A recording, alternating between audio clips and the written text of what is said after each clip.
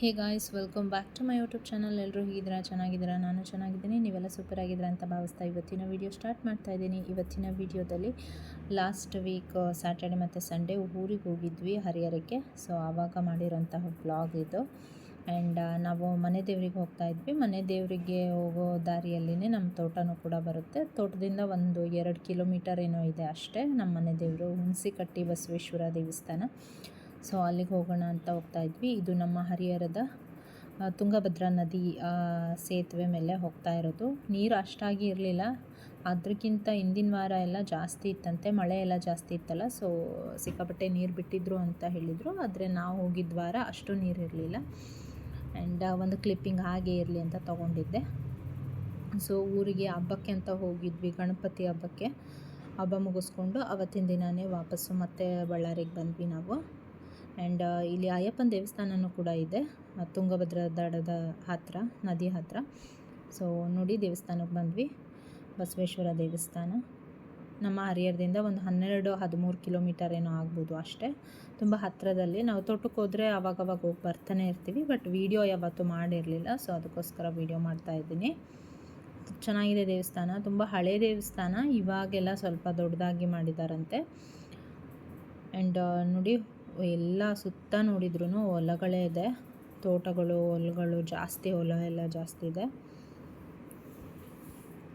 And ಹೊಸ ತೇರು ಕೂಡ ಮಾಡ್ತಾಯಿದ್ರು, ಕೆಲಸ ಎಲ್ಲ ನಡೀತಾ ಇತ್ತು. ತೇರು ಇನ್ನೇನು ಶಿವರಾತ್ರಿ ಹಬ್ಬದ ದಿನವೇ ಇರುತ್ತೆ ತೇರು, ಹುಣಸಿಕಟ್ಟಿ ಬಸವಣ್ಣನ ತೇರು. ದರ್ಶನ ಎಲ್ಲ ಮುಗಿಸ್ಕೊಂಡು ಹೊರಗಡೆ ಕೂತ್ಕೊಂಡು ಮಾತಾಡ್ತಾಯಿದ್ರು, ಹಾಗೆ ನಾನು ವಿಡಿಯೋ ಮಾಡ್ಕೊಳ್ತಾ ಇದ್ದೆ.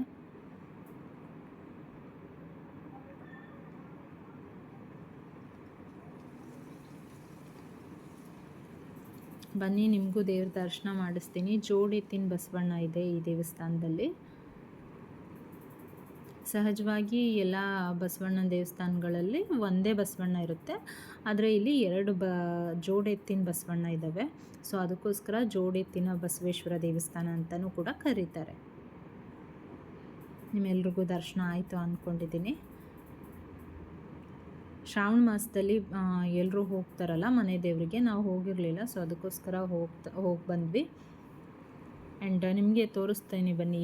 ಈ ಕ್ಲಿಪ್ ನೋಡಿ, ಈ ಫೋಟೋ ನೋಡಿ. ಈ ಥರ ಇತ್ತು ಮೊದಲಿಗೆ ದೇವಸ್ಥಾನ, ಹಳೆ ಮೂಲ ದೇವಸ್ಥಾನ ಈ ರೀತಿ ಇತ್ತು. ಇವಾಗ ಈ ಥರ ಮಾಡಿದ್ದಾರೆ, ಅಂದರೆ ನಾನು ಈಗ ಮೊದಲಿಗೆ ವಿಡಿಯೋದಲ್ಲಿ ಏನು ಕ್ಲಿಪ್ಪಿಂಗಲ್ಲಿ ತೋರಿಸಿದ್ನಲ್ಲ ಆ ಥರ ಮಾಡಿದ್ದಾರೆ.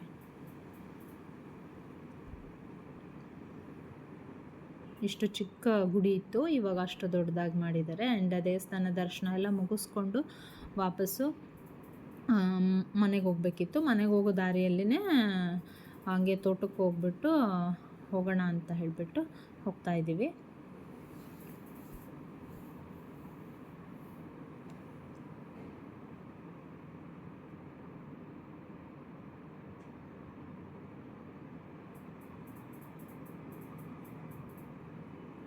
ಸೊ ನೋಡಿ, ನಮ್ಮ ಫಾರ್ಮ್ ಹೌಸ್ ಯಾವ ರೀತಿ ಕಾಣಿಸ್ತಾ ಇದೆ. 1.5 ವರ್ಷದ ಹಿಂದ್ಗಡೆಗೆ ನಿಮಗೆ ಫಾರ್ಮ್ ಹೌಸಿನ ಭೂಮಿ ಪೂಜೆ ಎಲ್ಲ, ಫಾರ್ಮ್ ಹೌಸ್ ಕಟ್ತೀವಿ, ಭೂಮಿ ಪೂಜೆ ಎಲ್ಲ ಮಾಡಿದ ವಿಡಿಯೋನ ನೀವು ನೋಡಿದ್ರಿ. ಸೊ ಫಾರ್ಮ್ ಹೌಸ್ ಇನ್ನೇನು ಆಲ್ಮೋಸ್ಟ್ ಮುಗಿಯೋದಕ್ಕೆ ಬಂದಿದೆ.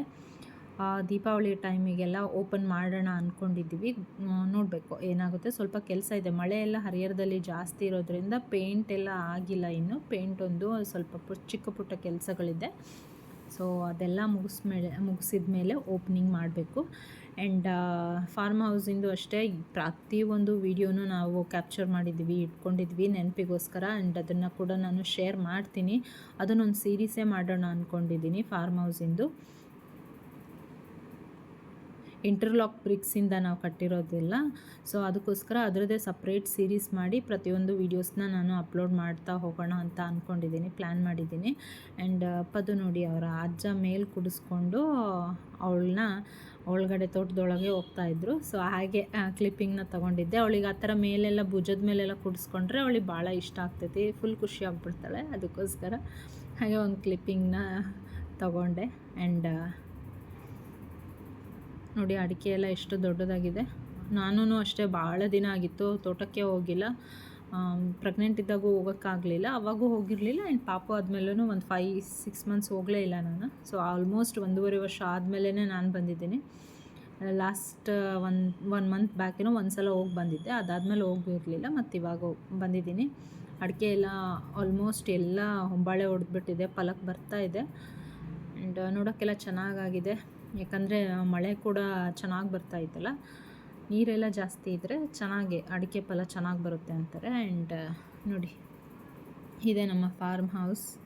ಒಳಗಡೆ ಎಲ್ಲ ಯಾವ ರೀತಿ ಇದೆ ಅಂತ ತೋರಿಸ್ತೀನಿ. ಅದಕ್ಕಿಂತ ಮುಂಚೆ ಸೀರೀಸ್ ಮಾಡಬೇಕು ಅಂದ್ಕೊಂಡಿದ್ದೀನಲ್ಲ, ಅದೆಲ್ಲ ಮಾಡಿಕೊಂಡು ಅದಾದಮೇಲೆ ಫೈನಲಿ ಫಾರ್ಮ್ ಹೌಸ್ ಯಾವ ರೀತಿ ಕಾಣಿಸುತ್ತೆ ಅಂತ ಬರೋ ವಿಡಿಯೋದಲ್ಲಿ ನಿಮಗೆ ಯಾವತ್ತಾದರೂ ತೋರಿಸ್ತೀನಿ. ಈ ರೀತಿ ಇದೆ.